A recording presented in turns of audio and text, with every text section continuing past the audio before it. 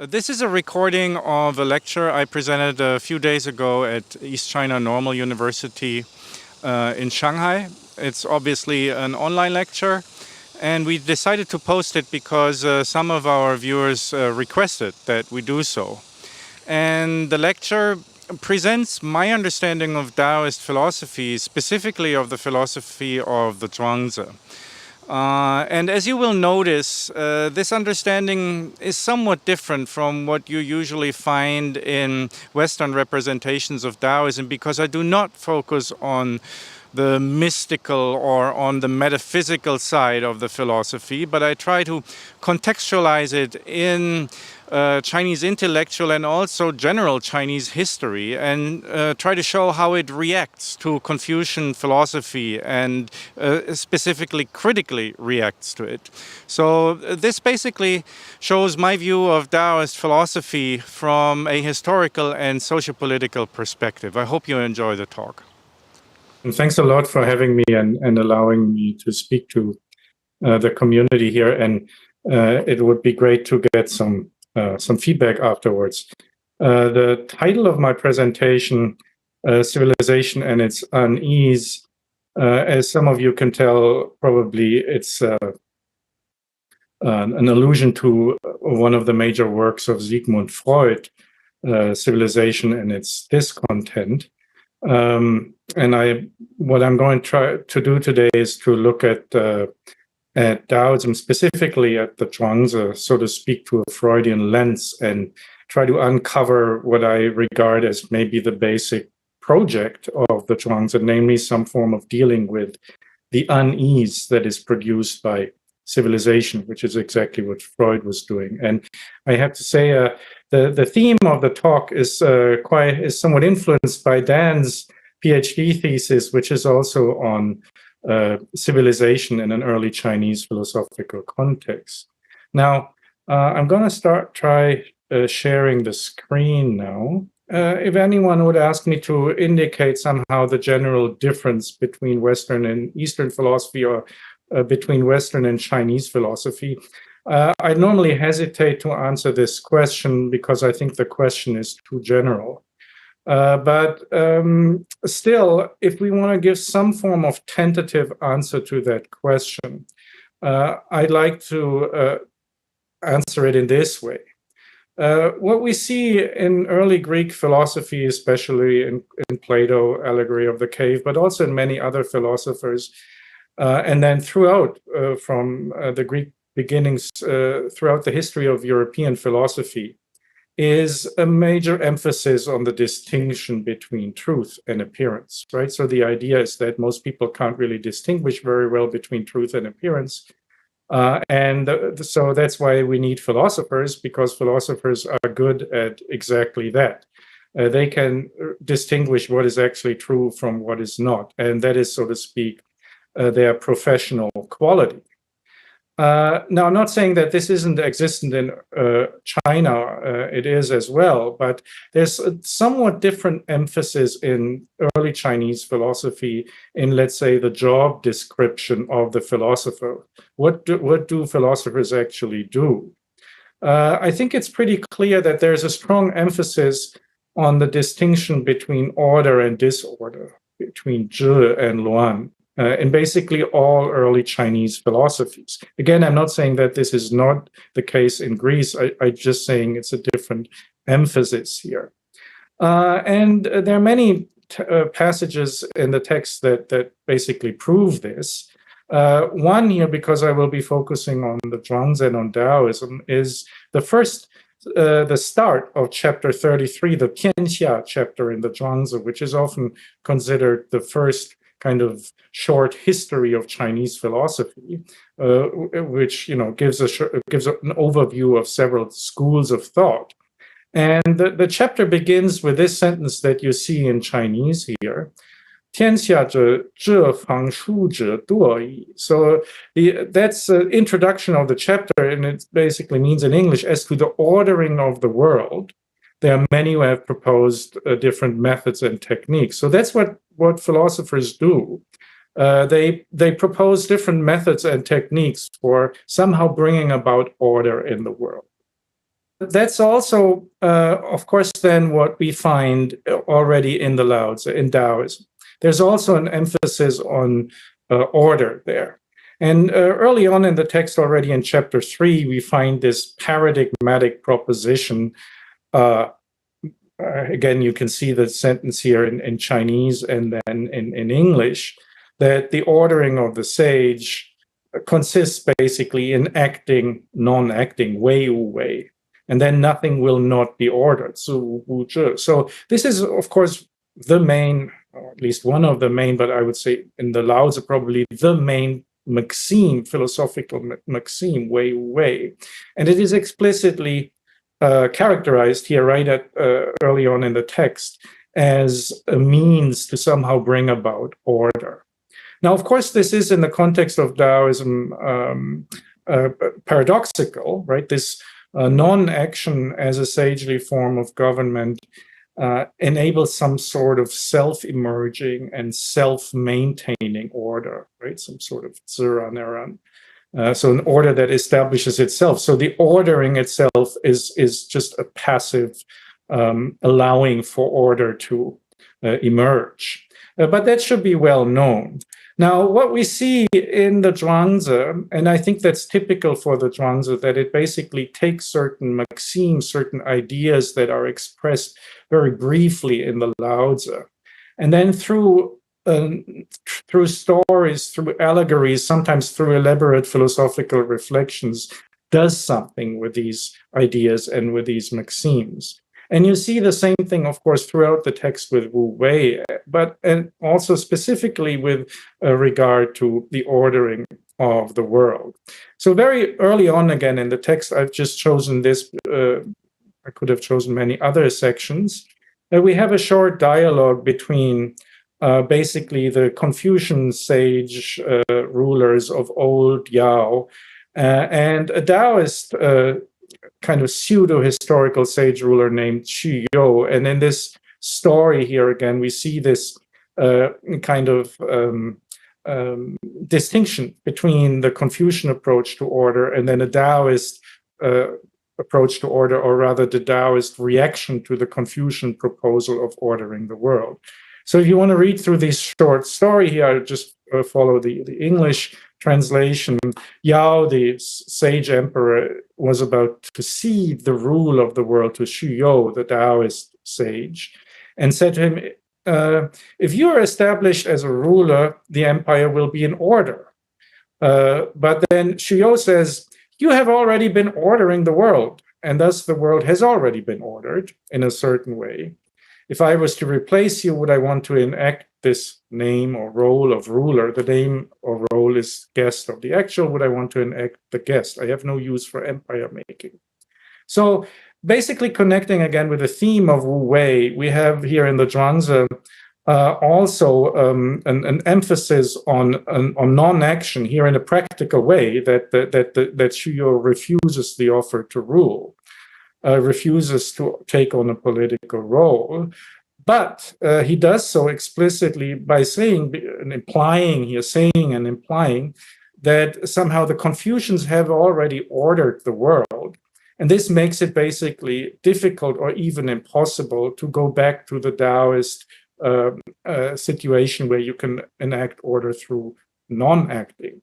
So, and I think that theme that we see here in this story is something that we see throughout the Zhuangzi, and that's kind of builds up a framework for the point I'm trying to make in this presentation, namely that Taoism, specifically the Zhuangzi, reacts to the problems that that arose from the Confucian way of ordering, of zhi tianxia, of ordering the world, and that this poses a problem, and that Taoism reacts to this problem, as in this story here. Now, I want to look much more closely now at this Confucian concept of order, again, because I think this is what Taoism, and specifically the Zhuangzi, reacts to. And here I want to look at this paradigmatic story that we find in the Mengzi, famous passage here in Mengzi 3a. And I think that Zhuangzi reacts to this Confucian master narrative of political order as it is paradigmatically expressed here in this passage from the Mengzi. So I just have a few sentences from this relatively long passage. And so Mengzi points out here, again, you can see it, read it in Chinese, but I just follow the English translation. If there were no nobles, nobles is how I translated Zhuangzi here, then no one would order the savages, 治野人. And if there were no savages, wild people literally, no one would feed the nobles. So the nobles, the Zhuangzi, the Confucian Zhuangzi, have this function to order the uncivilized population.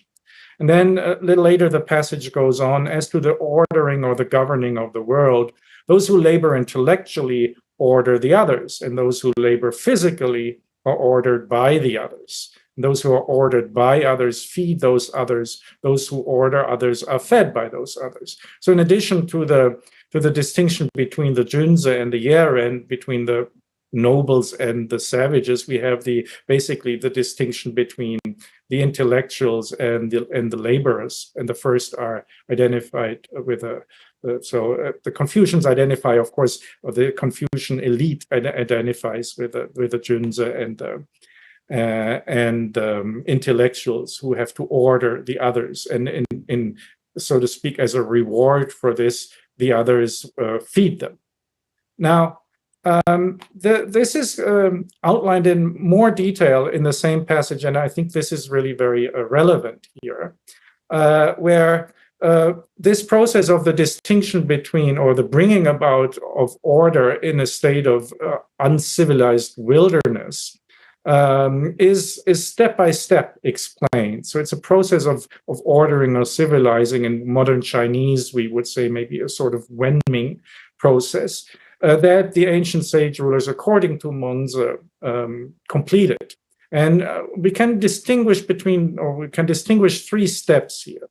The first step is the ordering of nature, more specifically the ordering of water, that is the rivers, in order to have to allow agriculture to function, right, through irrigation. So this is 治水. So the first rulers, they ordered the rivers and the waters in order to enable. So they ordered nature in order to enable agriculture. And then as a second step, once this is being done, we have an ordering of all living beings, and this is what the passage I quoted earlier already speaks to. Or if we want to use Foucault's term, a form of biopolitics. So after the ordering of nature, we have an ordering of life, of living beings. And the first step is a separation between animals and humans, right? Again, the Yeren are very close to animals. So the first step is to make this, establish this distinction between different forms of life, animal life and human life. And then importantly, we'll get back to this, there is a second step where the animals are further divided into wild and domesticated animals. So some of the animals are sort of incorporated in the human realm and then become part of the human order.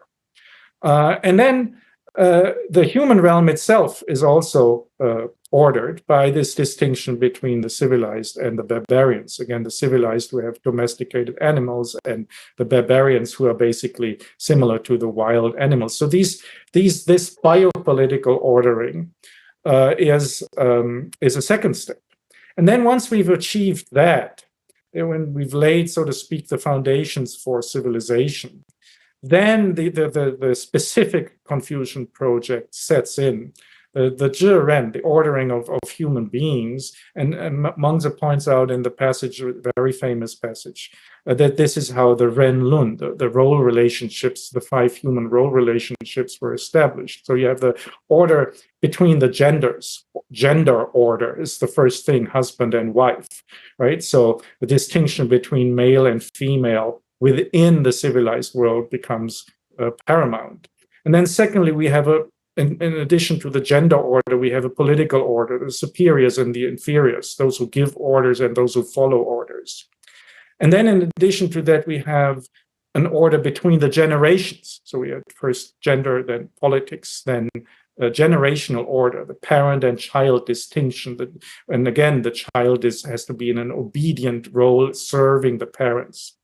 And then in addition to that, within one generation, we have the distinction between older and younger, some form of age distinction, and eventually the friend-friend distinction. So these Ren-Lun set up an intricate, complex relationship order within the civilized Confucian, let's say, society. So it's a very complex ordering process that takes place here. Now, this ordering process, I think, is clearly the basis for the role of ritual. Ritual is the practice, Li, that not only establishes this order, but also maintains and celebrates and manifests and reenacts and enacts this order, both at court, so both in kind of political, but also pseudo-religious procedures, as well as in everyday life.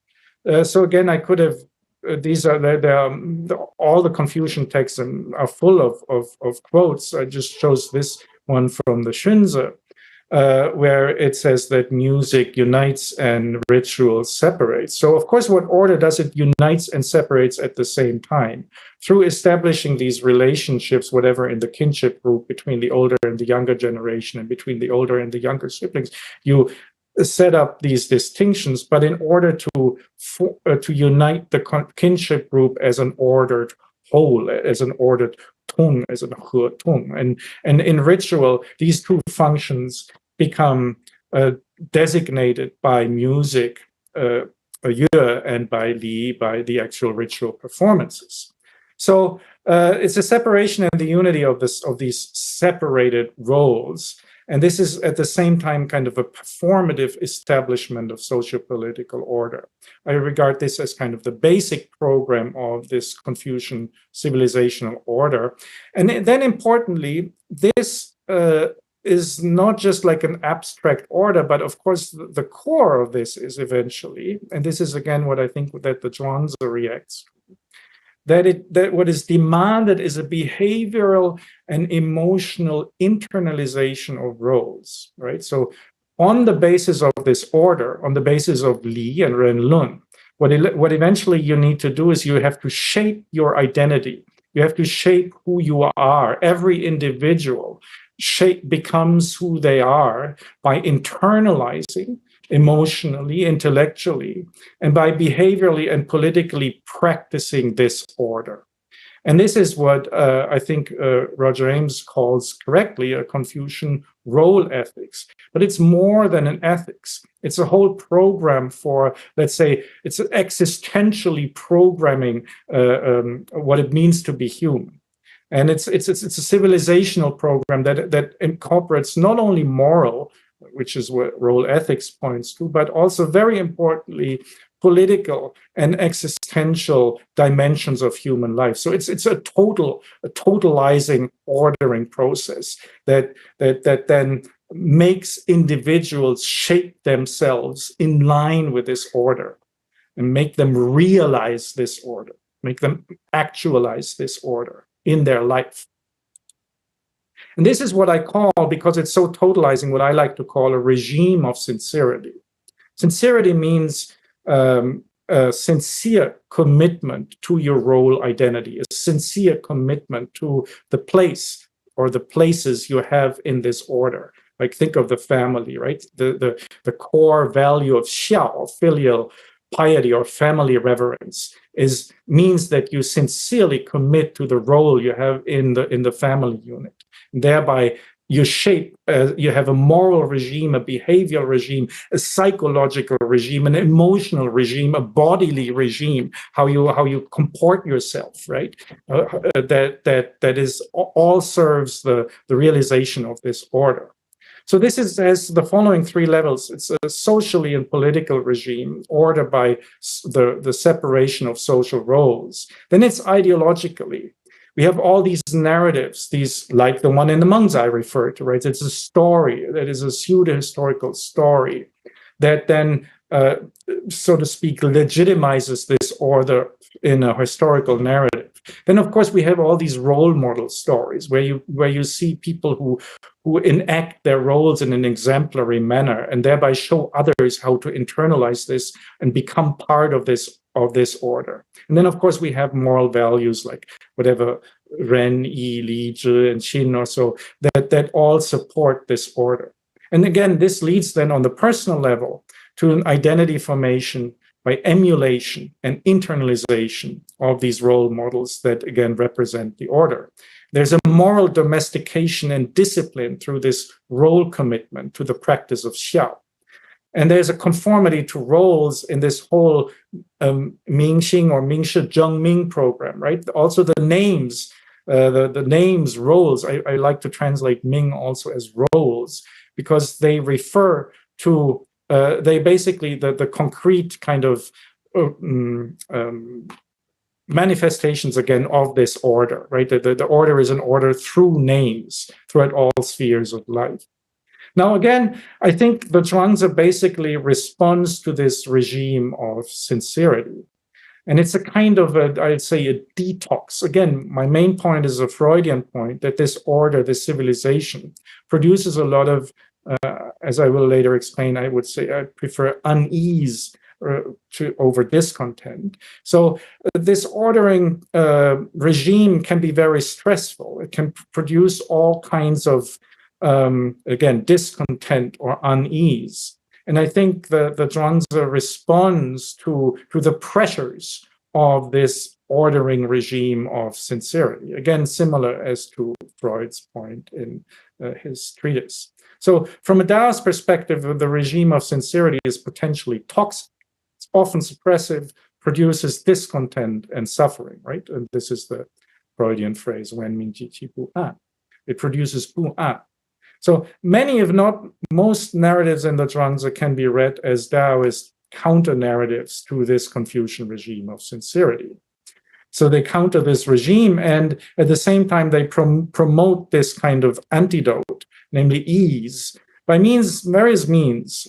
So humor has a very important function, which shows the incongruity, the contingency of the names, of the roles attached to the names. It comes up with a lot of anti-role models, kind of subverting the authority of these role models. So it mixes good and bad characters, high and low rank, or reverses them. And then we have these historical reversals as well, right? Kind of revaluation of the historical stories or redescription of the historical stories, where the civilization process that the Confucians again and again outline as like a great success is described, on the other hand, as a barbarization process, as a failure. So it's undermining the legitimacy of the historical narrative. And then finally, and maybe most importantly, what is achieved by this, by these stories is enabling people to dissociate themselves from this regime. Give them a break from the regime, instead of and releasing the pressures of the regime. So of course, it's also the psychological element here, that the humorous nature of the story provides some form of relief. And in this way, the sincere role commitment, right, in the regime of sincerity, is somehow dissolved. And it allows you, at least for a moment, to emotionally relax and to be non-committed. I want to point out a few stories here. The first one is the gangster Zhe story, the Dao Zhe story, which is basically not exactly a whole, but nearly a whole chapter, chapter 28 in the Zhuangzi. And you have to realize that this chapter is already mentioned as very few of the chapters by Sima Qian in the Shiji when he talks about the Zhuangzi. So there's every reason to believe that this chapter is one of the earliest chapters of the Zhuangzi, even though it is part of the Zapian, of the miscellaneous chapters. I consider it to be part of the historical core, as it is, in one of the earliest references we have to the Zhuangzi, or probably the earliest reference, this is identified as the core chapter of the Zhuangzi. So we have here this very strange character, the Dao Zhe, the gangster Zhe, who is very exaggerated character, cartoonish character.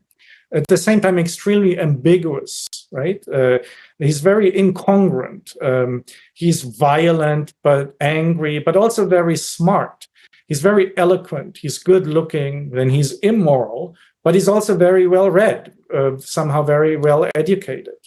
So all these ambiguities, these incongruities, make him, and I think that's very important, not a role model. I think many of the Taoist stories are often misread because they are still read in the Confucian role model way, that, you know, we have the good guys and the bad guys, and the good guys are the role models that we have to follow. But I think Gangster Zhe is one of the many characters in the Zhuangzi who is specifically not a role model. He's neither a clearly good guy nor a clearly bad guy. He's some form of grotesque anti-hero. And at the same time, and this is a second important theme because it's exactly counters the Confucian master narratives, he comes up with these historical stories, but he's not really a historian. The history is kind of counter to the regular history. It's a complete kind of absurd reversal of the traditional historical narrative. So we also have this, he's also basically an anti-historian. And then thirdly, I think, and again, I think that's something that often, how the chapter is often misinterpreted. I think he's also clearly not an ideologist, like people like Graham or so, they say he's advocating a primitivist kind of Taoist political ideal. I don't think he's advocating anything because you can't take him straightforward as a serious ideologist, given all the incongruities of the story. So also the ideology he brings forth has something carnivalesque, has something grotesque, has something deeply ambiguous and ironic to it. And I want to look at a few passages from the Gangster Zhe chapter to illustrate what I'm saying. And this is the first one is this anti-history that he comes up with. It is a reversal of the traditional Confucian civilization narrative. Again, you can look at the text in Chinese here, but I'll just read it in English. So in this anti-history, it begins with, like the normal history, the regular history begins with Shen Nong. And then for Robert Zhe, for Gangster Zhe, this is like it describes it in the following way. So he says, people slept where they happened to be and woke up cheerfully. So it's an age of ease. That's the whole point, right? So we have this state of ease at the beginning. We have this kind of state of xiao yao yo.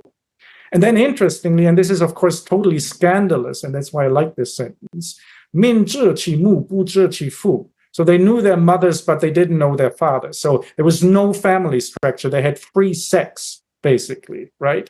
And so that is totally countering the Confucian narrative that we saw in the monks, right? And nevertheless, that was the condition or the state of their ease, of their xiao yao yo. And then again, importantly, totally anti-history to the Confucian ordering process. They lived side by side with a deer. So the animal-human distinction is also not being, supported. And then he says, but this was when utmost vitality, zhe de, I translate this as utmost vitality, was abundant. But then, of course, comes the downfall. Then comes the Yellow Emperor. And then, interesting, he slaughtered the native tribes out in the wild, right?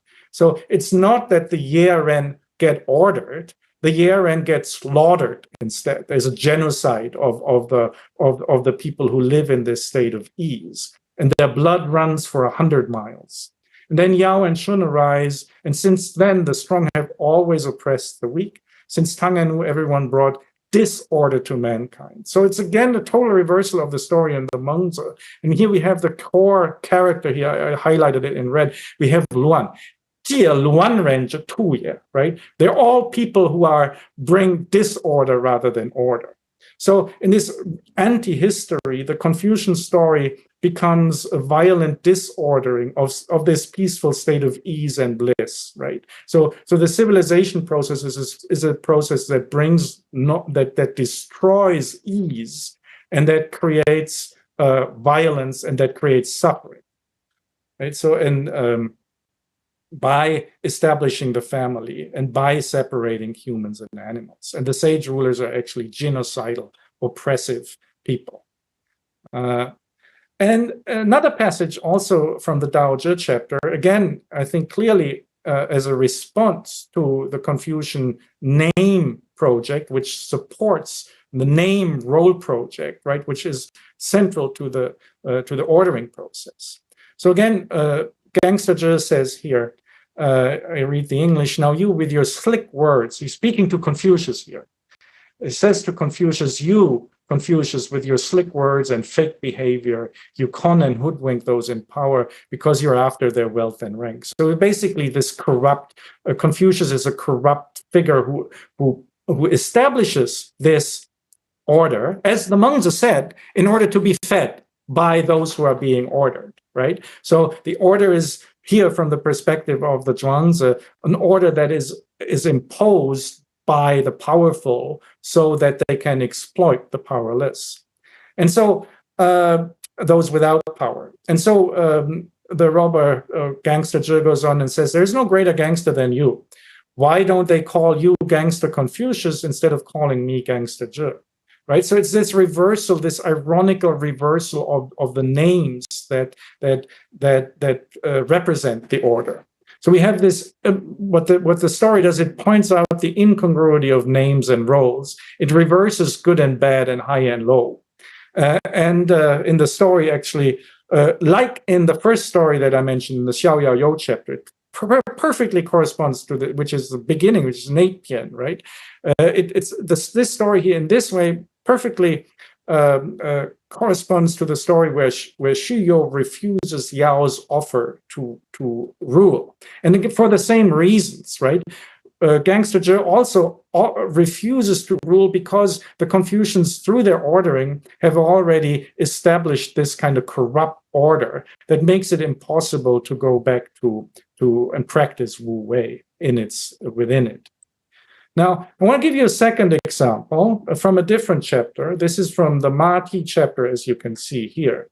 And this is another figure who is often in all other texts seen as, the Chinese listeners will know this person, MOELLER, who is like generally also respected as a great person who domesticated horses. So this second example is about the domestication process, which is also very central to the Confucian concept of order, as I said earlier, right? You separate animals from humans. And as a second step, you take some of the animals and domesticate them and make them serve the people. So and that's what MOELLER represents. MOELLER represents the domestication of animals, the domestication of horses. And that's why he's celebrated in the Confucian text. But again, we see here in the Zhuangzi a total reversal of this. And again, I point to the text here. You can read the text. The Ma Ti chapter says, horses eat grass and drink water. They prance with their legs and leap. So they're in a state of xiao yao you. They're in a state of ease. That's their genuine nature. And even if they had grand towers and large dormitories, they would have no use for them. They don't want to be domesticated, right? That's what domestication means. It means to make someone live in a house or with a house. That's what the term means, coming from Latin, right? But they don't want to be domesticated. It's literally the same thing. They don't want to live in houses.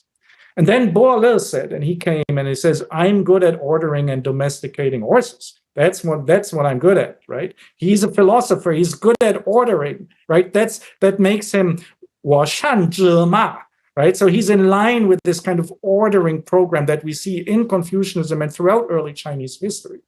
So ordering as domestication. And he singed and marked them, bridled and hobbled them, and confined them in stables and corrals. 2 to 3 in every 10 of them died. So it's the same thing. Instead of by civilizing them, he's killing them. Then he galloped them and raced them and made them go together in regular order. At their front were the evils of the bit and breastbands, and behind them were the terrors of the whip and switch. More than half of them died. So he kills them through this domestication process, through this training process, through this and this training process, this domestication process, in the same chapter, very literally, is in the end compared to the function of ritual. So let me get there with a few steps here on the next slide. So we see again in this story, MOELLER, the reversal of hero and anti-hero, right? MOELLER is normally a hero. He's here an anti-hero. We see a reversal of the ordering and disordering process, right? The ordering of the horses becomes a disordering, a killing of the horses. We see this reversal of good and bad, right? Nurturing becomes killing, which, by the way, is the same as I think in the Butcher and the Pao Ding story, but I'm not going to talk about this. So, and then the chapter ends basically with this sentence here at the slide, which is very crucial because it compares the domestication process to ritual. So again, ritual Li is and music is parallel to the domestication of horses that kills horses. So my point is, MOELLER is not brought about here so that Zhuangzi is making a point of whatever animal rights. That's not the point. He's also not making the point of going back to a state of nature like Rousseau or everyone hugs trees or so. What this is basically is a critique of ritual that points out that that ritual, the regime of sincerity in ritual, is as brutal as the domestication of horses. So the sentence goes, then came the sages bending and twisting over ritual and music to reform the bodies of the world, right? It's this biopolitical process, dangling benevolence and righteousness overhead to comfort everyone's heart. And the people ended up struggling for profit. This, too, is the fault of the sages. 圣人之过也. And the third and final example is the Hundun story at the end of the inner chapters, right? So this is finally get to the, we had a few passages from the inner chapters, there's another one, but at the very end. And you will be familiar with this story. I hope it's one of the most famous stories in the Zhuangzi where I read it very briefly. The emperor of the southern sea was fast. The emperor of the northern sea was quick. The emperor of the center was Hundun. Time and again, fast and quick had come to meet one another in Hundun's land. Since Hundun had hosted them most kindly, Fast and Quick planned on repaying Hundun's favors. All humans have 7 holes for seeing, hearing, eating, and breathing. He alone doesn't have these. Let's try and drill them. Each day they drilled a hole, and after 7 days, Hundun died. So, and this story too, I think, is a critique and is an ironical, satirical, but with a very bitter, dark humor, a critique of the regime of sincerity. It points out the deadly regime of sincerity. The emperors of the north and south, what they do is they try to integrate Hundun into their role relationship system. They want to make him like human. They want to give him the human face. They want to make him part of this Renlun, of this Guanxi scheme, which is based on establishing a dependency through gift giving and hosting, right? So they met with Hundun, but the relationship wasn't formalized. It needs to be formalized through gift giving, right? This guanxi, this mutual bond, the relationship, the role relationship must be established through this act of gift giving. And then you have to repay the gift. You have to host, and someone is the host and someone is the guest. So these are these basic human relationships that Hundun, he just kind of didn't formalize this. So the formalizing of the hosting and the gift giving is the establishing of Renlun and of Guanxi. It's, so to speak, a Confucianization of human relationships. And what they do is they give him a human face. They drill these 7 holes, the facial openings. So that's, again, it's a civilization process. The wild, the Ye-Ren Hundun is made into a proper human. So Hundun dies then by being not able to resist this kind of identification process, this role imposition process that is imposed onto him by the society around him, the society that surrounds him. So this imposition of the face corresponds, I think, to the emotional and behavioral identification that I talked about at the beginning of the lecture, right? That's the whole point. The order is not just an abstract order. It's something that every individual has to internalize. Everyone has to bore, to drill these holes in their face and internalize this order and make it their personality, make it their life experience. So this emotional and behavioral identification through the regime of sincerity, I think that's what the Hundun story represents. And in line with all these other stories that I mentioned earlier, it is described not as a process of refining someone, but as a process of killing someone. Just as MOELLER killed the horses, and just as the sage kings killed the Yeren, the rulers of the north and the south, they kill Hundun through this process. So what is the Taoist answer to this? Well, the Taoist answer is an emphasis on ease. And I think the core terms are xiao yao yo, or yo is a term, right? Yo and xiao yao yo to yo. And of course also an, right? So these are, but yo is more important even than an. And so again, like in connection with Freud's description of civilization as something that inevitably produces discontent, or rather actually unease. Again, the German term is Unbehagen. I'll get to this later again, probably, which I think is much better translated with bu-an rather than bu-man, as it's usually, translates discontent. But I think the original German is closer to unease. So civilization produces this bu-an, and it makes it very difficult to be in a state of xiao yao yo. So what the Zhuangzi tries is to enable human beings in the civilization that we cannot escape, nevertheless, against all odds, experience something like an, experience something like xiao yao yo. And yo occurs like more than 100 times in the text. And I think it indicates a form of existential well-being and vitality, some form of this zhe de, which is not yet a moralized de, which is like a pure vitality, both intellectually and physically. So it's not going back to whatever, again, an absolutely primitive lifestyle. I think it's intellectual sharpness that's very important for this, often together with others. So it's also not something, I'm against this interpretation of Taoism as something where, you become someone, a hermit who leaves society and live alone on a tree or something like this. The examples in the Zhuangzi are very often examples of people together with others, and the xiao yao yo is something that you not just do on your own. But you escape the rigid role expectations. And there are a few paradigmatic stories about this. Again, I read the Haoliang Zhebian story, the happiness, the fish story in this way, and I read the relationship between Zhuangzi and Huizi generally in this way as an explanation of the kind of philosophical state of xiao yao yo and an intellectual form of an. But again, I'm not going into this here because I discussed it otherwise. And I think also the very famous Zhuangzhou Mengdia story, the butterfly dream story, expresses this state of xiao yao yo and an. I will point not to these very famous stories, but to a different story, and to explain this from the Tianzi Fang chapter,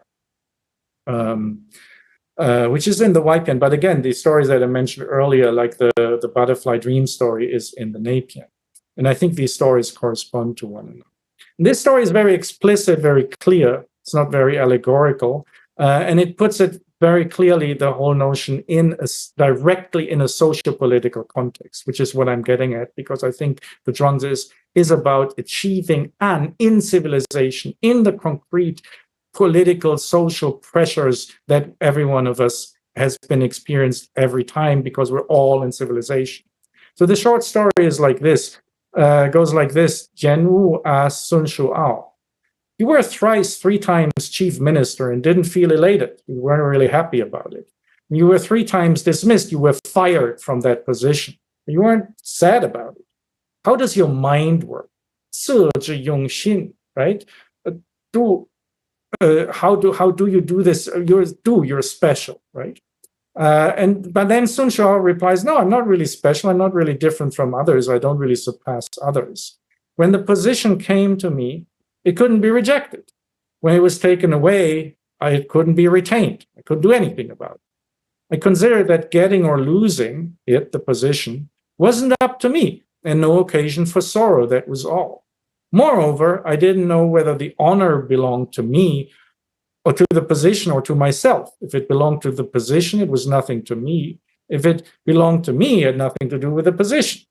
What leisure have I to care about whether others regard me as of high or low rank? So again, this story brings up a lot of themes and connects with it that we heard earlier, but it at the same time expresses the achievement of this state of ease, this state of an, or xiao yao you.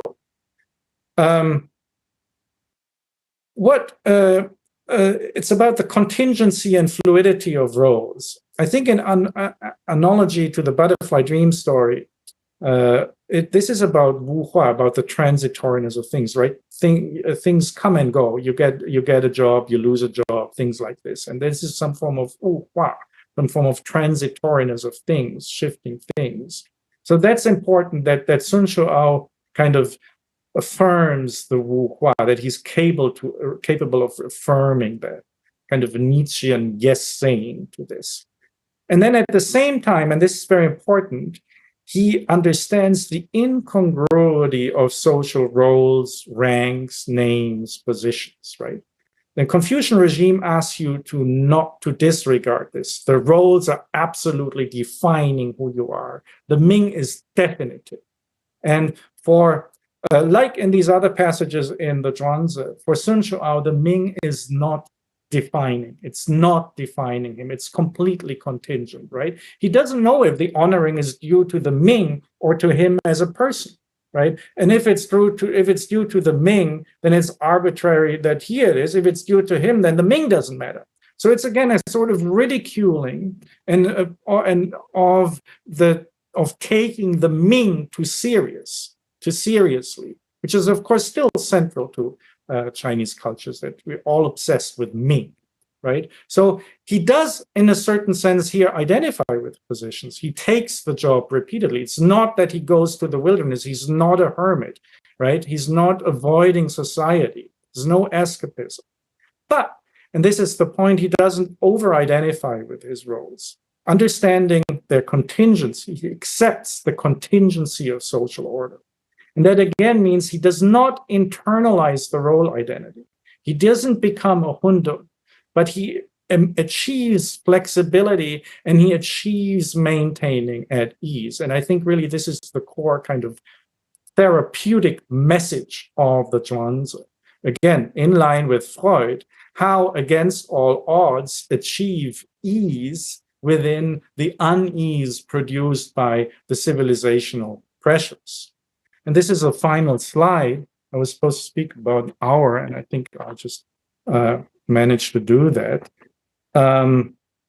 Which is about genuine pretending, as Dan mentioned at the beginning, that is in the subtitle of our book. The notion actually Paul's notion, Du's notion. He came up with it in his PhD thesis.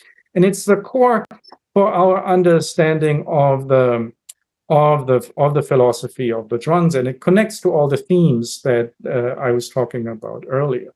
So the key to achieving ease, you or an, is the insight into the existential condition of genuine pretending. Everyone is genuine pretending all the time, and that's something that the Zhuangzi acknowledges. So the first point, which I mentioned already, I'm just repeating here, is that all identities, for instance, human roles and ranks within the Renlun, but also the ranks in higher and lower rank in society, in a regime of sincerity, are contingent and incongruent, right? And we saw this in the first passage from the Xiao Yao You chapter, with Xu You talking. This is the quote from there: "Mingzhe, Shizhe Bingye." It's just the guest of reality. So the name. This is pointing out the contingency, the temporality, right? Guests come and go of the and you come and go into social positions And that's the case. And therefore, you shouldn't internalize it too much. Doesn't mean you shouldn't be the guest, but you should know that you're just a guest in the role that throughout your life, all the time, you're a guest of all the roles you're playing, right? And that's understanding genuine pretending. That's this next point. Identity is performed in conformity to social expectations. It's pretended. Roles are pretending in English also means playing, like in child play, you pretend whatever to be whatever you make child play, and then you play whatever, pretend to be a king or a queen or something like this. So roles are always played, right? That is the insight. Roger Ames says the Confucian program is to make people not just merely play their roles, but be their roles. And this is precisely what the Zhuangzi responds to. The Zhuangzi says, no, we're always just playing our roles. That's what society makes us do. We're always the guests of the roles, of the names and of the roles, and we're playing them.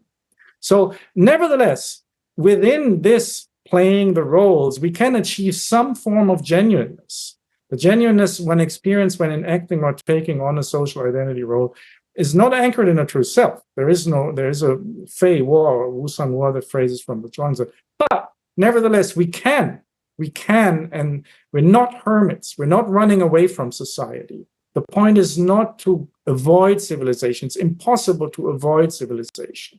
The point is to play a role and to play it genuinely in such a way that you can be at ease in your role as a student, in your role as a mother, in your role as a politician or whatever. The point is not to do that, but just like Sun Chuao, to achieve a state of ease. And if you're able to achieve that, you're at ease as a student, then the teacher will be at ease. You're at ease as a teacher, the student will be at ease. If you're at ease in a political superior position, then those inferior will be at ease. If the inferiors are at ease, the superiors will be at ease. So it's the way to achieve this ease is to understand the contingency of the role. It's by not over-identifying with your role that you can achieve ease, and not only for yourself. It's not an individualist program, but you can make a kind of a social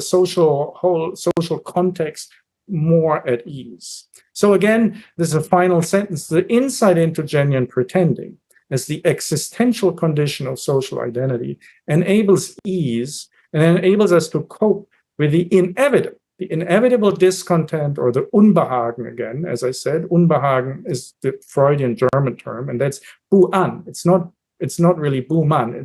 The better translation would be Bu-an. In the civilized, ordered society that we inevitably inhabit.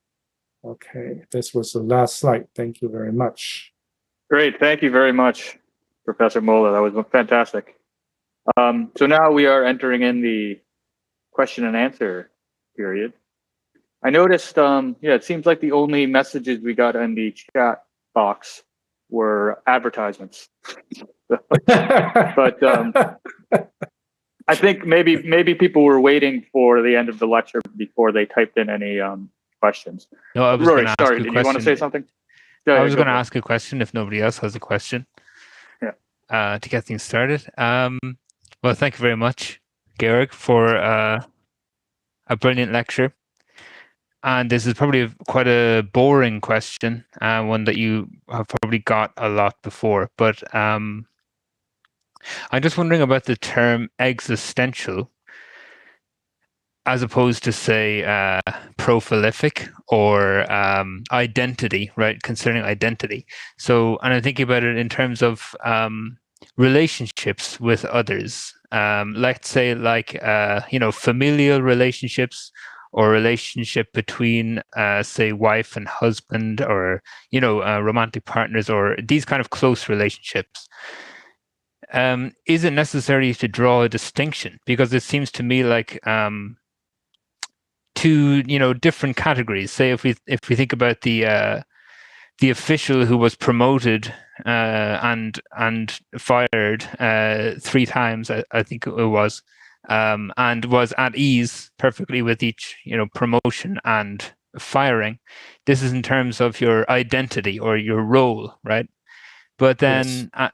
and I know there is there's the passage in the Zhuangzi with, actually maybe I've forgotten, but is it Huizi's wife dies, right? But No, Zhuangzi's this, wife, yes. oh, Zhuangzi's wife dies. Okay, yeah. This is something to do with relationships. So that seems to me Right. like, a different challenge, maybe, right? Ethically, existentially, to something concerning role or identity profile. So I'm just wondering about that distinction, if that's clear.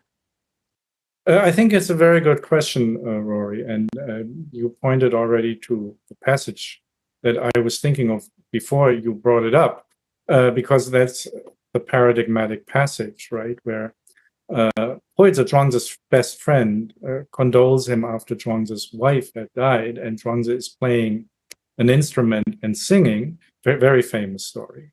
And then Huizi says, are you crazy or what? And like it's from a Confucian perspective, I mean, Huizi is not a Confucian, but he expresses this kind of general cultural expectation that he should be not only very sad, but he should also display this mourning through ritualized mourning behavior, which is at the center, of course, of Confucian ritual, right? The mourning ritual is the most important.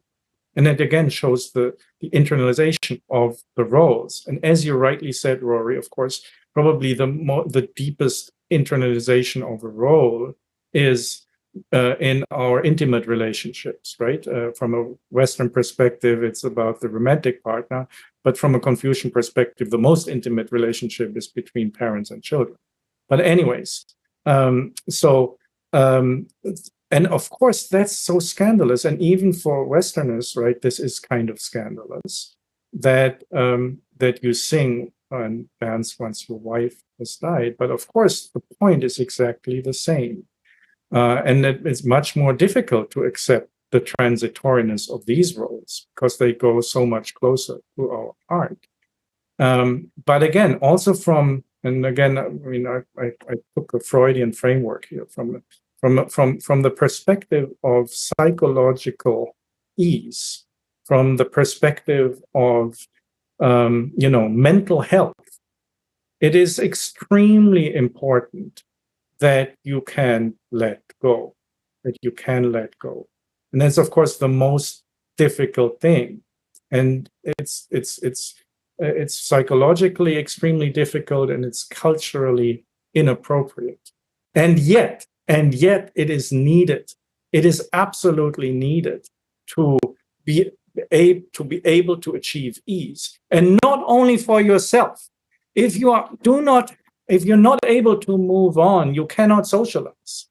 It's impossible to have a society that functions. It's impossible to enter another relationship with another human being, right? If you're incapable of achieving ease because you lost a loved one. So that makes that's why it's existential. That it goes at the deepest existential level. It's not a socio-political question anymore, right? So it's a deeper personal experiential level when you talk about the relationship to your loved ones and someone passing away. And then you're unable to dissociate from your role. And yet it is essential for mental health and social health that you are able to dissociate from your role. Thank you very much for that answer. I see there are a few questions in the chat, so I don't want to take up too much time. So, but just one more question why don't we about go? that. Oh, okay, sorry. okay. No, No problem. No, go ahead. Keep it going. Just about like because in the Confucian rites and rituals, you have relating to roles similar to, say, the hiring and firing, promotions and so on, but you also have, say, the 3-year mourning period, right? And right. I guess this 3-year mourning period exists because it's difficult to move on, and because it's difficult socially to move on, so they have that 3-year mourning period. Yes, but I mean, the interesting thing, if you actually read the passage in the Lunyu, right, where Confucius is talking with Zaiwa wants to shorten it to 1 year. One of the most central passages of the Analects. And then, of course, Confucius says, after Zai was gone, he's Bu Ren, which in Ames' translation, I think he's perverted, right? So Bu Ren is basically, he's not human, he's not humane, right? He's inhuman, he's not humane. So it's a very, very bad dismissal of this. But the interesting thing is how Confucius then justifies the 3-year mourning period.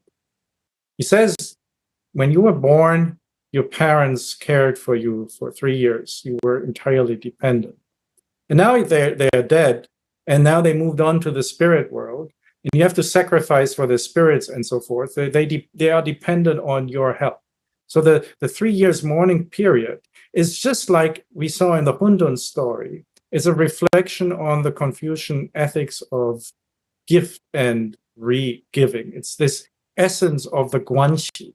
So there we see we see this kind of the programming that also the family, the bond between the generations becomes part of this gift giving, a mutual dependency, right? It's this mutual dependency which becomes inescapable, becomes emotionally impossible, right?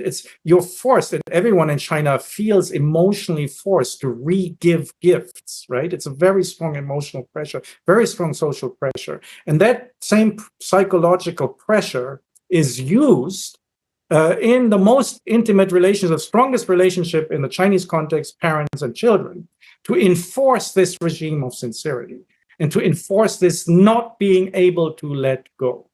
Now, so it enforces dependency, inescapable dependency, which is, of course, at odds with the modern Western notion of education, which is supposed to turn dependence, that's what children are called, in formal language in America, into independent beings. That's a modern task of education, right? That means it's a form of enabling them to let go. So it's the opposite program that we see also there, right? That the mourning ritual is centerpiece of establishing this insurmountable bond of dependency that makes it impossible to let go. And that's problematic. That is problematic. Thank you very much. Thank you. So, Georg, we have a few questions here in the chat box.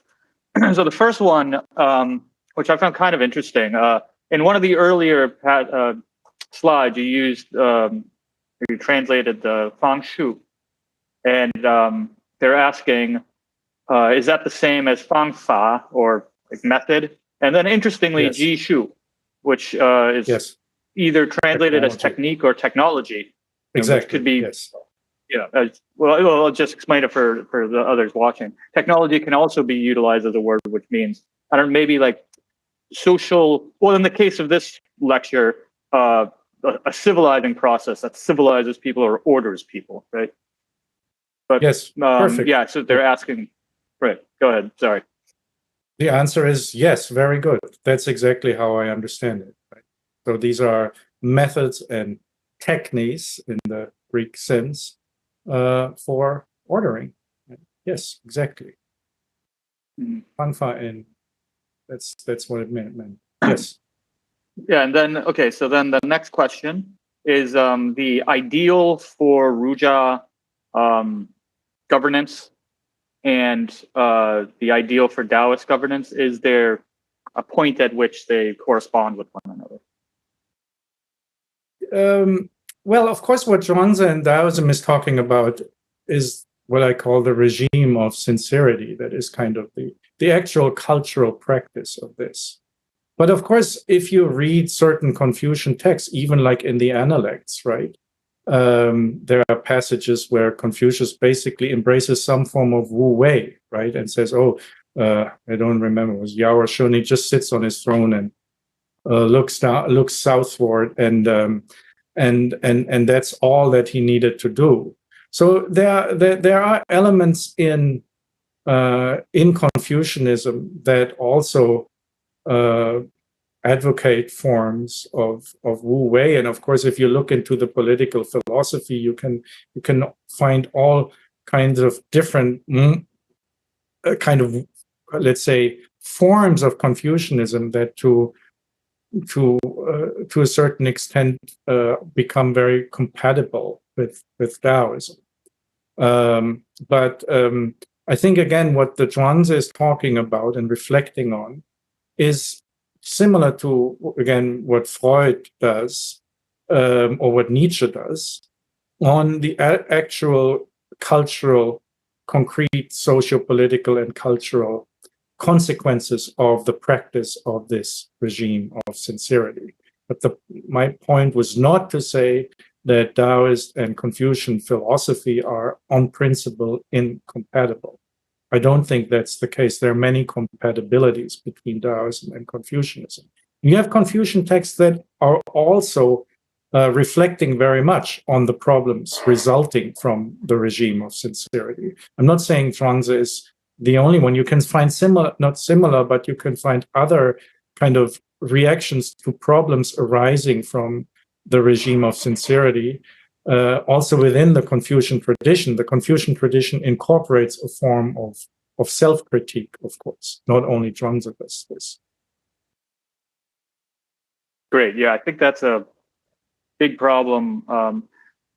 The perception that the Taoist texts are somehow a separate and incommensurable school of thought with the Confucian text, which is, well, I mean, on the other hand, I think that you find too often, under the dominance of the Confucian discourse, it's too often said that Taoism is just some form of complement of Confucianism, and it's not really different from, right? So we have this kind of idea that the three teaching, the Sanjiao, that they are like the same thing, and that's often, I think, not very helpful for understanding what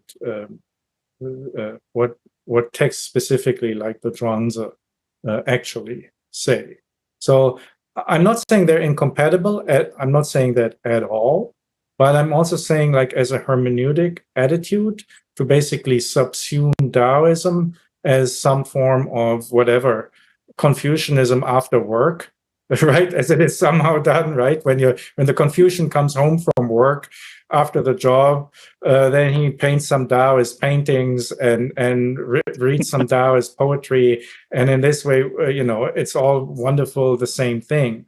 I think that takes away a lot of what we can actually find in Taoism. Right. The next question, I think this person may have been mistaken. They're asking, why are you translating shi as sincerity? I can imagine you translated xin as sincerity, right? Well, I don't translate any specific. If I would translate, I would translate cheng, right? The cheng as sincerity. But I'm not really translating any specific term as sincerity. I call it like a regime of sincerity. What I mean is this term is taken from Lionel Trilling, who wrote a book on sincerity and authenticity in the 1970s. And he was, what I mean is sincere commitment to roles, building your identity through sincere commitment to roles. And I think we find this in many, many cultures, not only in China, not only in Confucianism, but basically all over the world. And so as a general umbrella term, that's what I mean with sincerity. I mean shaping your identity through sincere commitment to roles, which means, as I said in the presentation, through emotional and behavioral commitment. And there are many terms that speak to sincerity, whatever. In Western languages and in Chinese, and one of the core terms, but is cheng. Can I say a few words? Because I don't think I make mistake. Because on the slide, 明者实之宾也. If you look at it, I think that's my impression. I don't know. 明者实之宾on that slide.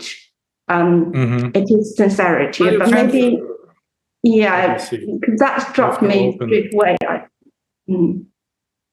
don't know. Then 明者实之病 in that sense, if you don't translate it as, what do you translate that then? 实. Well, is a guest of actuality or reality? 病者实之病. How did I translate it? The guest of the actual, the name or role, Ming, either name or role, is the guest. Is the guest of the actual. So 是 in this is translated as the actual. 是being the guest of the actual. There's nothing to do, I mean, it's not. All right, okay then. Yeah. Because the name. This is slide number 4. I can't share the screen again. Can you? Is the slide visible? Yeah, we can see it. Another one. It's a smaller. And here's a sentence you're talking about, right? 明知是之病也. Right, and that's the translation is this one. Oh, the actual. Yeah. Okay then. This is it. But your follow-up question, maybe instead of simply restating your view of Roger Ames's role ethics, it might be interesting to hear what you have to say about, or to explain, because I think for some people it might not be clear about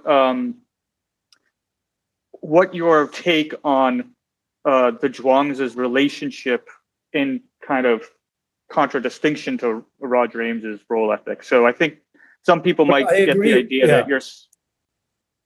Some people might get the idea that you're saying that Zhuangzi is criticizing this or something, when in fact maybe you're presenting more of a critique.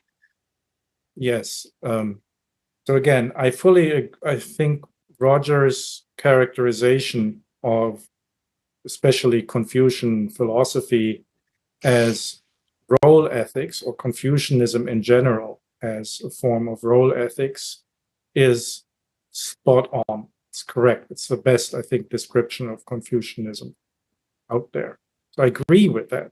But of course, Roger is a Confucian himself, and he thinks, and he puts it this way, that, as I said in the presentation, and he writes this literally, individuals should not just play their roles, they should be their roles, right? And again, I think the Zhuangzi is saying no, and I'm taking on the position of the Zhuangzi. So I say the Zhuangzi says to Confucianism, and I say to Roger, hey, wait a moment. It's not a problem to play one's roles. It's fine playing one's roles. Now, so I agree with Roger's description of Confucianism, but I think, and I think that's what the Zhuangzi says, this being your role creates a lot of problems, and therefore, in order to, for therapeutic reasons, it's often better to simply play the role rather than be the role, and to understand rather that all roles are played. Yeah, so maybe one way we could think of it, so one way maybe we could think about it is, rather than you presenting the Zhuangzi as if the Zhuangzi is against the roles, he's more critiquing the attitude one has towards taking on those roles. Exactly. As I said, so I think the position is not that it's not an escapist position, nor is it a position that wants to somehow replace the roles with better roles, or to replace the roles with something better, right? Replace this form of civilization with a better civilization that is just different. I don't think that's the point. Again, that's why I'm referring to Sigmund Freud. Civilization is inescapable, and no matter what form of civilization we have, it will come with lots of pressures. There's nothing wrong as such with Confucianism. It's just, in order to, if you have this civilizational structure, you have to also have the means to kind of deal with the unease produced by this civilizational structure, and every civilizational structure will produce, that's what Freud says, and I agree with, unease. It's inevitable. Right. Yeah. It's impossible. It's impossible. I don't agree with the position that says Taoism has a socio-political program that will create a society where no unease exists. That is perfectly. That's like it's not a utopian vision. Can I have yes a question? Please. Professor Mueller, thanks for your lecture. I always is confused with the concept order. You know, for example, Eric Wegelin wrote a book with the title Order and History. How to distinguish order in Chinese context, for example, Taoism or Confucianism, and from the order in Western context, philosophy. Yeah. Thank you very much. In Chinese, in Chinese, order always be translate as 秩序. So every Wegelin's book was translated to 秩序与历史. So how do you think about the order in so different contexts? Yeah, thank you very much. Thank you very much for your question. Again, I use order as a very general term. And then, as I try to point out at the beginning, then you have very different suggestions as to how order is being produced. And these differ in different cultures. And then there you can find the differences between cultures, or for that matter, within China, you have different visions of order. And I said at the beginning as well that the order, again, it's a most general term. I'm just trying to use the term order and disorder as kind of the most basic distinction that is too general, that is not yet specific. And then every different philosophical school or every different culture or every different whatever historical period may come with its own concrete ways of describing what specifically constitutes order and what specifically constitutes disorder. So I do not use the term order as a specific cultural term, but as a general term. And again, I also think that order operates on very different levels, right? You can have an idea of that the cosmos is somehow being ordered. And you also have that in Greek philosophy, right? And even like whatever at the beginning of the Bible, Old Testament, kind of somehow God begins, creates the world by creating a certain order. So you find this everywhere. And then you can look at the specifics. And then if we look at China, at the Confucian Project, you can see this very specific emphasis of order with regard to the Renlun, with regard to the human relationships. That this really becomes a central focus.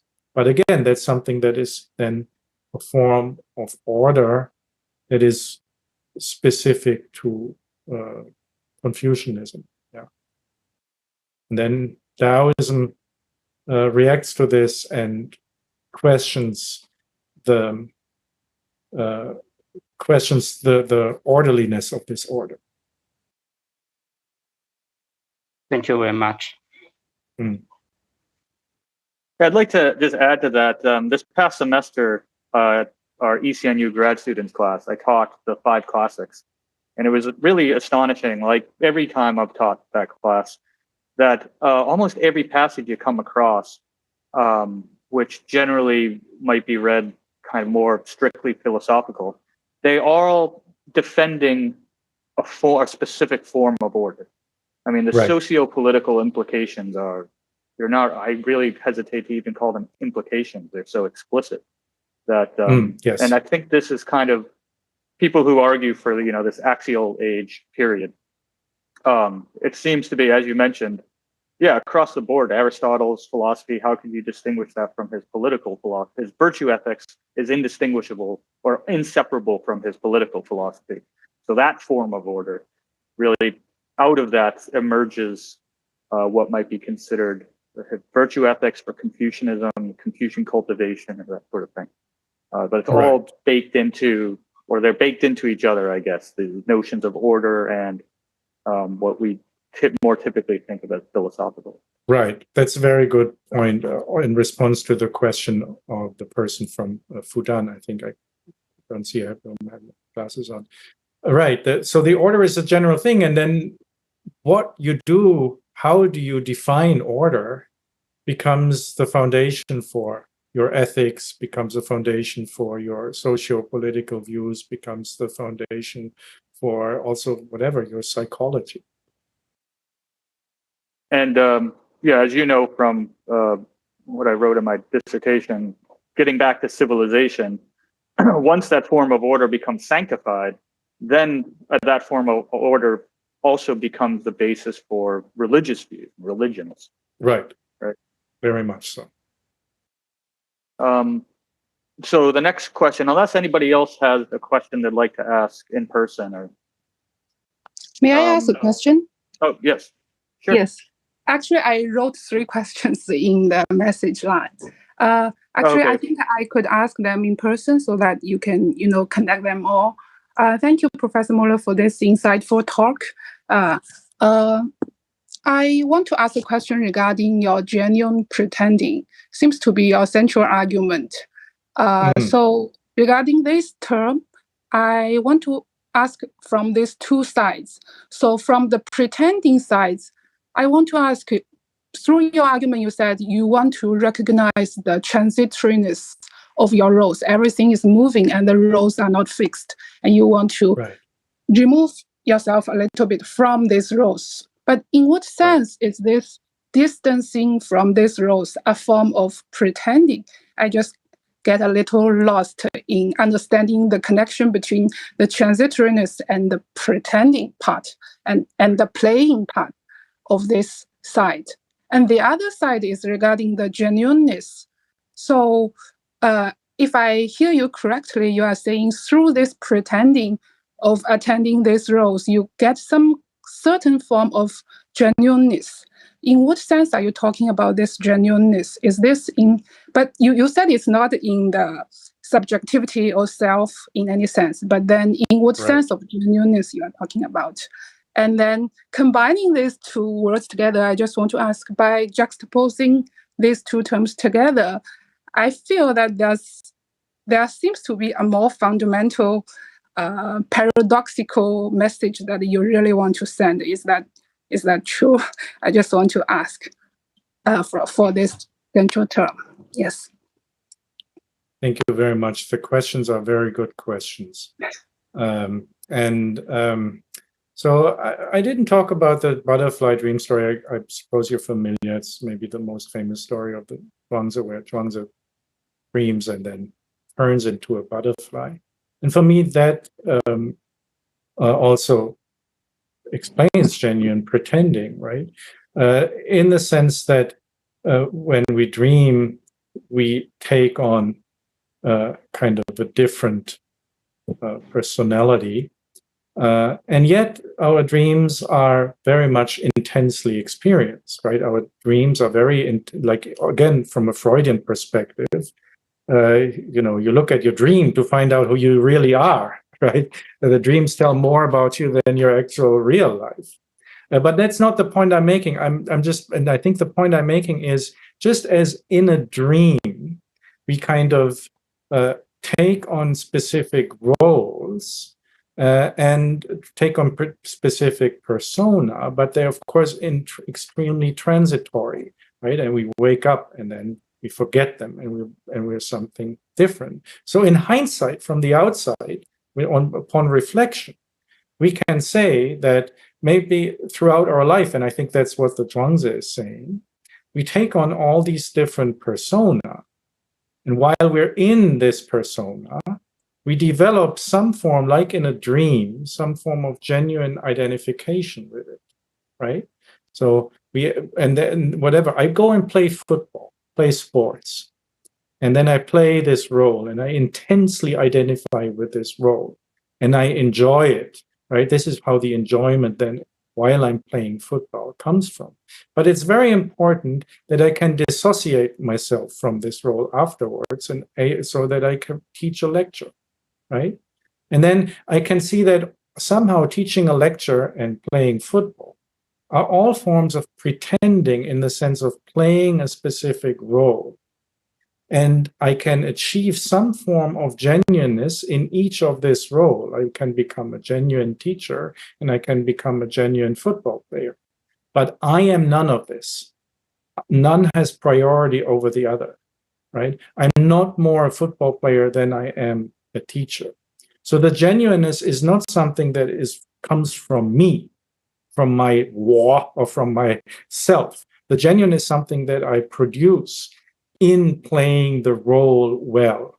But again, the important thing is that I don't over-identify with this role, that I don't try to play football when I'm teaching, or don't try to teach to be a professor when I'm on the football pitch, right? That would be horrible. I would be it would be a horrible person if I would play football as the professor, and and so the idea is that you can only become a genuine football player for 90 minutes if you do not insist on the role of a professor. So and the Zhuangzi is basically inviting us to understand our whole life in that way, to understand our whole life as a sequence of genuine pretending. Whatever we're doing right now, I am genuinely pretending to be a professor. And after this lecture, I'm going to do something else. And and to understand that this is the general condition of existence, that everyone is always genuine pretending. I think that's, as you said at the end of your question, that's my kind of core message, or at least that's how I should put it differently. That's what I understand to be the core philosophical insight of the Zhuangzi. I hope that answers the question. Yes. May I ask another question? Yes, please. If nobody. I think your genuine pretending might be related to the concept that you previously talked a little bit about, you. As I recall, you absolutely. You as a form of existential vitality and intellectual sharpness, rather than primitivism or nihilism, right? Could you explain a little more on those existential vitality and intellectual sharpness? Yes. So I think if you understand that you're genuine pretending, then you understand, just like the butterfly in the dream. The butterfly in the dream is an expression of this xiao yao yo. And so the insight, the philosophical insight into genuine pretending, I think allows us to understand and to practice xiao yao yo, and to understand and to practice some form of anming, being kind of okay with your fate. That's the two are complementary. Like the insight into genuine pretending, which provides the basis for achieving this state of xiao yao yo, or this state of ease when you're already in a state of civilization. Let me put it in a different way. When you're a child and you do child play, you do not need philosophy. You can achieve a state of xiao yao yo or an just by luck a lot of the time, simply when you're playing. Now, when we go through this civilization process, which everyone goes through, no matter in the West or in the East, there are just different kinds of civilization process. I think, again, that's what the Zhuangzi reflects to when we grow up. And that's also in the Tao Te Ching, right? The childishness, the childhood is always seen as a place where we kind of naturally in a state of xiao yao yo. But through civilization, we become more and more bu'an because we always have to identify with these roles and so forth. So to understand this kind of childish condition is something that, at least momentarily, may allow us, now as grown-ups, we need the philosophy of genuine pretending. As children, we don't need them. But as adults, we need, under the pressures of society, we need philosophy. Again, I think that's the Taoist approach to philosophy. It's a medicinal, a therapeutic approach. I think the core for Zhuangzi is that philosophy allows us to achieve this kind of childlike state of an under condition of the pressures of civilization by understanding the existential condition of genuine pretending that we all exist under. Yes, thank you so much. Yeah. I think Dimitra also Yeah. had a question she wanted to get in there. I have a question that do you think the term of sincerity means the transparency in West thought, like the Descartes' conditos, self-transparency, or the transparent soul in Rousseau's thought. Do you think there are some common points between the term in the Confucius and the sincerity in the West thought? My second question is that I know that you have studied Luhmann several years, and do you think there are some component between the thoughts of Luhmann and the Taoism of Zhuangzi? For example, the autoposites. Yes. Do you think there Yes. are also other points between these two thinkers? Thank you. Thank you very much for your questions. Yes, I said my short answer to both of the questions is yes. Again, as I said earlier, sincerity is a broad term, and I think that just means that you form an identity, you form a sense of who you are by sincerely committing to the roles you have. For instance, in the family, Confucianism, being sincerely devoted to your parents, right? And then we have lots of whole vocabulary. And that's the same thing, as you say, we have the same thing in Western culture before modernity in Europe. There's a strong emphasis on all different kinds of sincerely being a good person, becoming who you are by sincerely committing to various roles that you have. So again, I do think we find this kind of regime of sincerity in a different way also in Europe. It's nothing that is as such specifically Chinese. Secondly, yes, I do think that Taoism is an early that the autopoiesis, the idea of self-generation, is very central to Taoist cosmology or Taoist ontology, Taoist metaphysics, whatever you want to call it, the sheng sheng bu yi or sheng sheng bu xi, and this that is something that Luhmann is also central to Luhmann. Of course, then in very different contexts, he uses it for sociology and for modern society. So it becomes something very different. But yes, I do think that's a parallel. Another parallel is the critique of morality, right? The Zhuangzi is very much critical of moral communication, moral categories, and you find the same in Laozi. And you find this also in Luhmann. So that's been influential for my own thinking.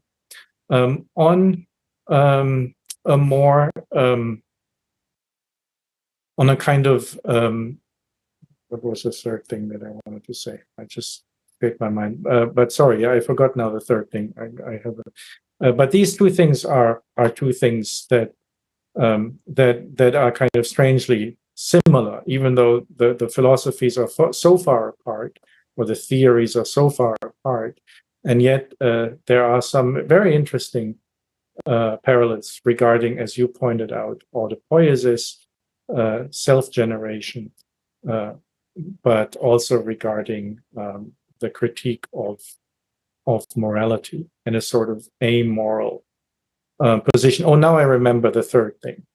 I think both Luhmann and Taoism are somehow stoicism. There's a stoic element to both, and that is that's more in Taoism. It's more much more obvious, right? Stoicism in the sense like that we achieve an insight into how the world is and what we can do and what we cannot do, what can change and what we cannot change, and thereby again achieve some form of mental equanimity, some form of again. And interestingly enough, but that's much more hidden, but you find this also in Luhmann, that the point of theory is not so much to, to improve the world or anything, but in a Stoic sense, that why do we do theory? Why do we do philosophy? In order to through understanding, through intellectual understanding, achieve some form of in this world. And I think that's something which much more hidden in Luhmann, but he speaks to it at a number of times explicitly. And that's a very, also kind of a third parallel between Luhmann and Taoism. Thank you very much. Great. Dimitra, you're up next. Okay. Hello, Here Dimitra. I am. Nice to Hi, see Georg. you. Nice to see you too. I hope it's not too noisy. Yeah, I guess I will ask these kinds of questions, more like take them as a prompt, because I just want to hear what you have to say. So they are genuinely pretentious questions. So I will, my reaction was at some point when you were describing the Robert Zhu, was to think that you are a kind of Robert Zhu, in the sense that you are not an ideologist, but also in the sense that you are like robbing somehow all the naturalness out of Confucianism. And it sounds like it's a purely somehow constructivist project. And what I wrote in the chat was that 吃人 sounds like it's 吃人, right? Like eating people, we might say. Yes. And then what would be then the role of nature and naturalness in the Confucian emotion-based moral project? And is the implication that, of course, there is an ordering of emotions, right? The emotions are part of the general ordering. And would this ordering go against this yu, right? Human impulses, or siyu? Or would it be like working with them towards some kind of an, which is like sui generis, we might say, Confucian kind of an, and how would that be distinct from a Taoist an? This is the question. Yeah, it's a good question, and I'm afraid the question is better than my answer to it or my reply to it. Yes, it speaks to something that I briefly that came up in the discussion a little earlier about the kind of overlap between Taoism and Confucianism that we find in Taoist and in Confucian philosophy.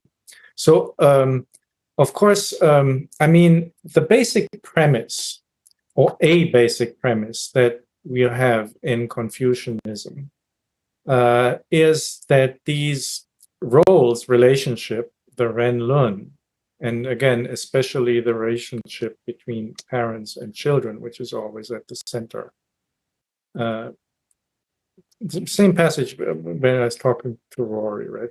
That this is just how it naturally is, right? That this relationship between parents and children is the most natural thing ever, right? It's natural in the sense of the word, right? That we're born into this and born with this. We're born as the children of our parents. What could be more natural than that? That is nature, like Greek, the Latin word means born, nature, and we have the same in Chinese, sheng, right?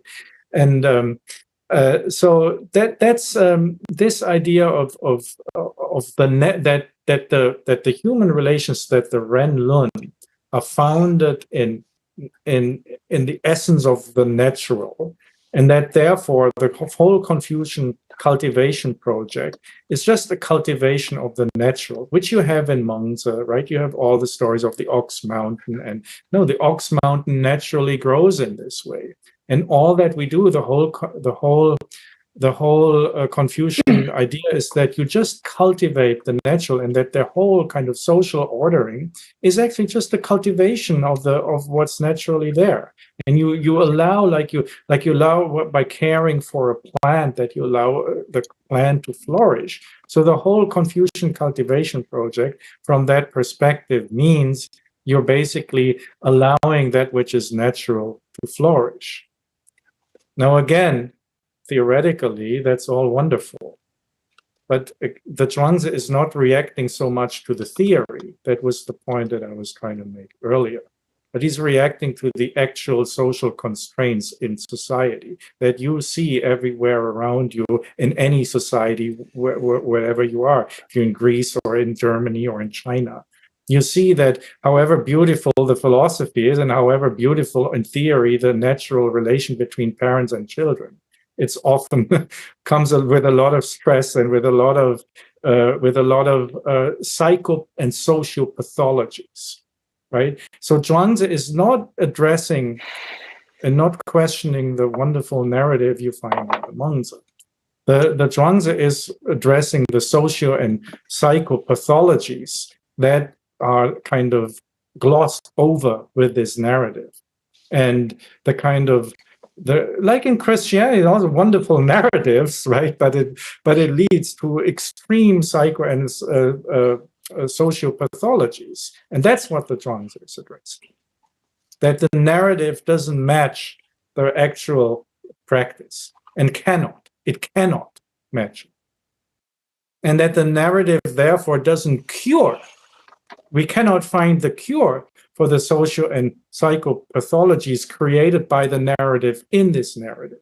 We have to distance ourselves from these narratives if we want to address and find solace from the problems and the pathologies created by the narrative.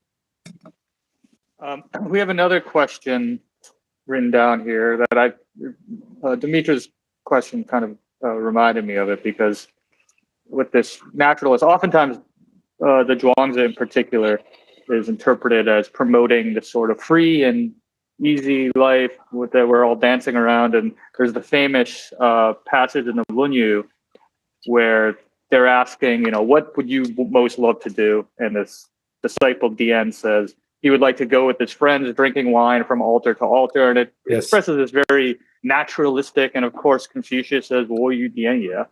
So it's presenting Confucius as he wants to almost swim. with this. He wants to swim then, which is yo, Okay, yeah. right? He wants to swim Does he? in the Does he say water. yo? This passage, Tian. Okay. Yeah. Right. Okay. Yeah. So it's even. But anyway, right? presenting so Confucius wants to be a Taoist. Yeah. That's what it sounds like. So anyway, there's somebody asked the question: is Taoist ease, 乐感文化, or like feeling of happiness culture, which is kind of this is like a common and not necessarily wrong, but no, it's not necessarily wrong. I mean, again, I didn't use the term le because I don't think like happiness, but of course it's, I mean, it's not wrong, as you said. I mean, in Greek, we have the notion of, I hope I pronounce it somewhat correctly, eudaimonia, right? An idea of living well, an idea of kind of being to an extent being capable of feeling enjoyment, which is very difficult in life, right? So yes, generally yes. But I rather than le, I point to an and xiao yao yo as the more kind of specific Taoist terms. But yes. Generally, yes. The approach is therapeutic, and it's about achieving some form of mental and intellectual ease. Which is not exactly like happy-go-lucky, right? But it's that's a little bit too simplistic for it. Yeah, and it seems like maybe that ease is a necessary condition to have true legan. Right, because yes, you see people, for example, with like drinking. When somebody who is utterly depressed has a few beers, maybe a few beers too many, they don't look like they're having a good time, right? Whereas somebody who's maybe at ease in life and is pretty happy in life, when they have a few drinks, they're laughing and having a jolly good time. Yeah. Well, that wraps up all the questions we have written in the chat box, but are there any last final questions for Professor MOELLER? There's one more in the chat. There's one more in the chat, Dan. I resent it from somebody. It's in Chinese. Oh, right. Yeah. But okay, so he's asking. Yeah, he's asking Georg. They're asking you that if as a Westerner, as a Western scholar, researching Chinese philosophy and Lao Zhuang thought, what sort of impact or influence has it had in your life?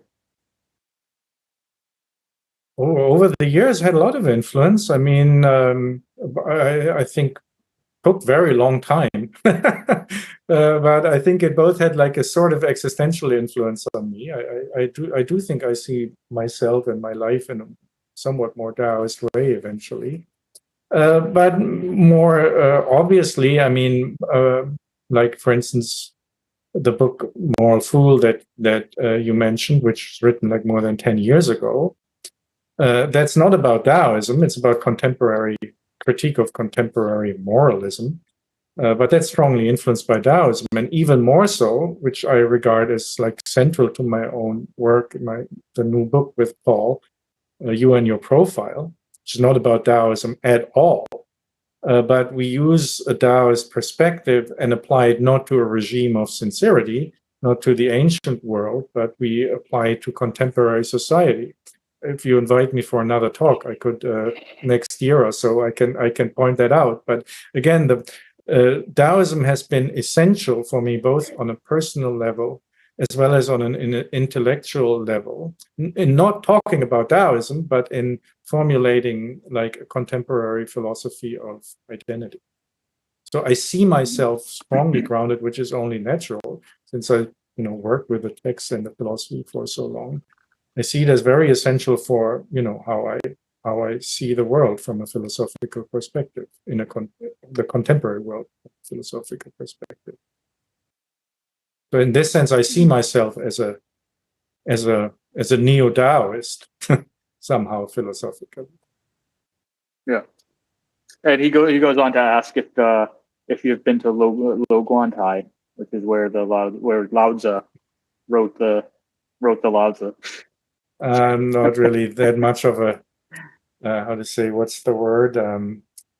Like a tourist or so. No. And I'm not practicing. My practice is intellectual. My practice is not for many other people who do like whatever meditational practices or other kind of Taoist practices. But my practice is philosophical and philological and literary practice. You're not at home doing practicing your neidan? No, I'm not. But I'm not saying it's a wrong thing to do. It's just not my way. Yeah. Well, great. So before I go and before I thank Georg once again publicly and on behalf of all the attendees, I want to just write down the name of his 2 YouTube channels. Thanks, Dan. One of them, the second one is actually also on Bilibili. The Philosophy in Motion is actually also on Bilibili. Yeah. Okay. So that's Bijan for everybody. Philosophy in Motion. But I guess it's the first one, the Carefree Wandering, that you're going to post the recorded video. We didn't talk about it. If you allow me to, we may post it there. Yeah, if the recording turns out fine. Yes, we may do that. Yeah. Okay. Yeah. So if anybody here is interested in finding this video, unfortunately, YouTube can be difficult to access from here, but I think most people figure out a way nowadays. But those are the 2 YouTube channels. They're really great. They're informative and entertaining. Might be considered entertainment, or sorry, infotainment, right? Okay, thanks, Rory. So once again, on behalf of everybody, thank you very much, Georg, Professor MOELLER. Oh, that's a tough habit to drop. For giving us your time and giving a very illuminating presentation. Thank you very much for having me. Thanks for all the questions and a great discussion. Thanks a lot.